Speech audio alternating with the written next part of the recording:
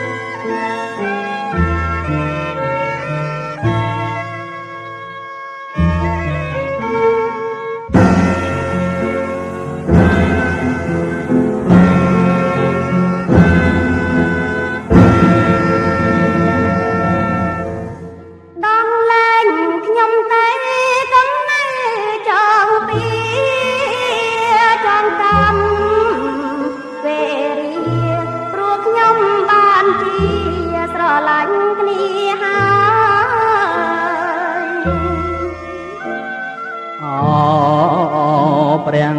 ជាម្ចាស់អើយហេតុម្ដេចឡើយ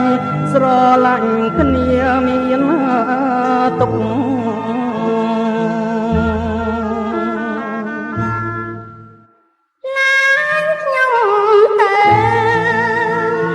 លែងខ្ញុំទៅមិនត្រូវធ្វើបាបឲ្យប្រត់គ្នាសោះស្នេហ៍ខ្ញុំស្មងនឹងគ្នា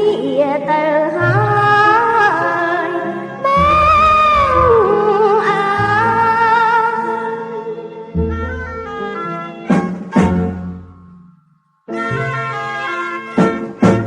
ហើយភ្នែកប្តីខ្ញុំភ្លឺវិញភ្លាមទៅដេញតចិនខ្មៅយកជាសត្វត្រូវព្រោះតាស្នេហា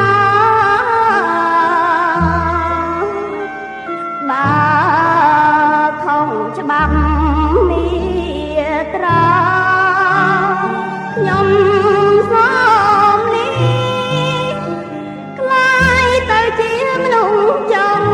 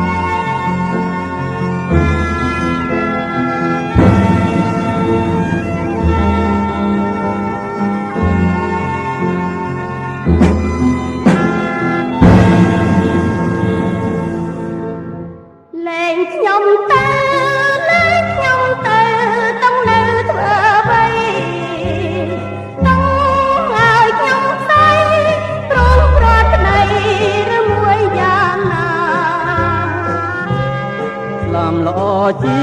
ងឃើញរូបរាងត្រូវបណ្ដាសាសុខសាយសង្ខារមកស្នេហាប្រជាបានបង